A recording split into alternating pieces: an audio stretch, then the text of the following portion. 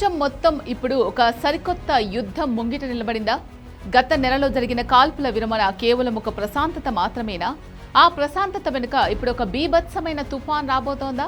అవును, అమెరికా అధ్యక్షుడు Donald Trump China పర్యటన ముగించుకొని వాషింగ్టన్కు తిరిగి రాగానే ఇరాన్పై ఊహించని రేంజ్లో బాంబుల వర్షం కురిపించడానికి పక్కా స్కెచ్ వేశారు. అమెరికా రక్షణ శాఖ ప్రధాన కార్యాలయం పెంటగాన్ ఆపరేషన్ ఎపిక్ ఫ్యూరీ 2.0 పేరుతో ఇరాన్పై భారీ వైమానిక దాడులు చేయడానికి అన్ని ఏర్పాట్లు పూర్తి చేసింది. అసలు చైనాలో ఏం జరిగింది? ఇరాన్ పంపిన శాంతి ప్రతిపాదనను ట్రంప్ ఎందుకు విమానంలోనే డస్ట్బిన్లో వేశారు? వచ్చే వారం నుంచే దాడులు ప్రారంభం కాబోతున్నాయా? ఈ వీడియోలో చూద్దాం.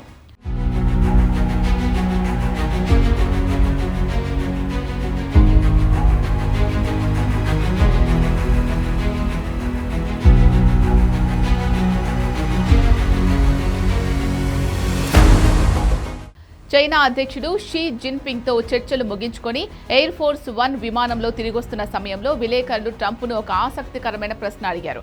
సార్, ఉద్రిక్తతను తగ్గించడానికి ఇరాన్ ఒక కొత్త శాంతి ప్రతిపాదన పంపింది కదా, దానిపై మీ స్పందన ఏంటి అని అడిగారు. దానికి ట్రంప్ తనదైన శైలిలో వెటకారంగా సమాధానమిచ్చారు. నేను ఆ పేపర్ వైపు చూశాను, నాకు మొదటి వాక్యం నచ్చకపోతే చాలు, ఆ కాగితాన్ని విసిరి అవతల పారేస్తాను అని తేల్చి చెప్పారు. అంటే ఇరాన్ ఎంత బ్రతిమిలాడినా, ఎలాంటి ఆఫర్లు ఇచ్చినా ట్రంప్ మాత్రం తగ్గేదే లేదు అంటున్నారు. గల్ఫ్ రీజియన్లో అమెరికా చెప్పినట్లే వినాలని, లేదంటే సైనిక చర్య తప్పదని ఆయన పరోక్షంగా హెచ్చరించారు. నిజానికి ఇరాన్కు చైనా చాలా పెద్ద మిత్రదేశం. ఇరాన్ నుంచి వచ్చే చమురుపైనే చైనా ఎక్కువగా ఆధారపడుతుంది. అందుకే ట్రంప్ చైనా వెళ్ళినప్పుడు ఇరాన్ అంశంపై పెద్ద చర్చ నడిచింది. ట్రంప్ స్వయంగా మీడియాకు వెల్లడించిన దాని ప్రకారం ఇరాన్ దగ్గర అణు ఆయుధాలు ఉండకూడదు అనే విషయంలో అమెరికా, చైనాలు ఒకే తాటిపైకొచ్చాయి. అలాగే స్ట్రైట్ ఆఫ్ హర్ముద్ సముద్ర మార్గాన్ని ఇరాన్ మూసివేయకూడదని చైనా కూడా ఒప్పుకుంది. మరి దీనికి బదులుగా చైనాకు ట్రంప్ ఏం ఆఫర్ చేశారు? అక్కడే ఒక పెద్ద ట్విస్ట్ ఉంది. చైనాకు అత్యంత కీలకమైన తైవాన్ అంశంపై ట్రంప్ సానుకూలంగా స్పందించారు. తైవాన్ స్వాతంత్ర్యం కోసం చేసే పోరాటానికి తాము మద్దతు ఇవ్వబోమని, చైనాతో అనవసర ఘర్షణ పెట్టుకోమని ట్రంప్ హామీ ఇచ్చారు. అంటే ఇటు తైవాన్ విషయంలో చైనాకు రూట్ క్లియర్ చేస్తూ, అటు ఇరాన్ విషయంలో చైనా వేలు పెట్టకుండా ట్రంప్ ఒక భారీ మైండ్ గేమ్ ఆడారన్నమాట.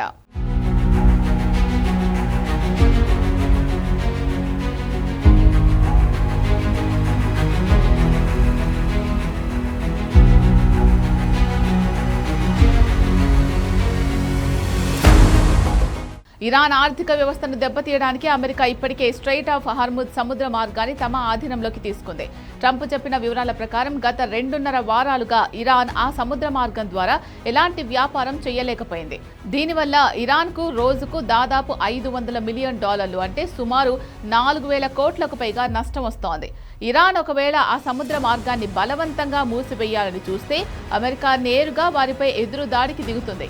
మీరు రోడ్లు మూస్తే మేము మిమ్మల్ని మూసేస్తాం అంటూ ట్రంప్ అత్యంత ఘాటుగా హెచ్చరించారు. ద న్యూయార్క్ టైమ్స్ పత్రిక లీక్ చేసిన సమాచారం ప్రకారం తెర వెనుక పెంటగాన్ మిలిటరీ ప్లానర్లు ఇప్పటికే బాంబుల దాడులకు రూట్ మ్యాప్ సిద్ధం చేశారు. గత నెలలో జరిగిన తాత్కాలిక కాల్పుల విరమణ గడువు ముగిసిపోవడంతో ఆపరేషన్ ఎపిక్ ఫ్యూరీని సరికొత్త పేరుతో మళ్లీ రంగంలోకి దించుతున్నారు. మిడిల్ ఈస్ట్కు చెందిన 2 టాప్ ఇంటెలిజెన్స్ అధికారులు ఇచ్చిన సమాచారం ప్రకారం అమెరికా మరియు ఇజ్రాయెల్ సైన్యాలు చరిత్రలోనే అతిపెద్ద సంయుక్త యుద్ధ విన్యాసాలు చేస్తున్నాయి. ఇరాన్లోని అణు కేంద్రాలను, మిలిటరీ స్థావరాలను టార్గెట్ చేస్తూ బహుశా వచ్చే వారం నుంచే ఈ బీభత్సమైన వైమానిక దాడులు ప్రారంభం కాబోతున్నాయని నిఘా వర్గాలు చెబుతున్నాయి. అమెరికాలో త్వరలోనే అధ్యక్ష ఎన్నికలు జరగబోతూ ఉండడంతో ఈ లోపే ఇరాన్ను లొంగతీసుకొని ఒక పెద్ద పొలిటికల్ విక్టరీని తన ఖాతాలో వేసుకోవాలని ట్రంప్ గట్టి పట్టుదలతో ఉన్నారు. చైనా పర్యటన ముగియగానే ట్రంప్ తీసుకున్న ఈ నిర్ణయం ఇప్పుడు ప్రపంచవ్యాప్తంగా కలకలం రేపుతోంది.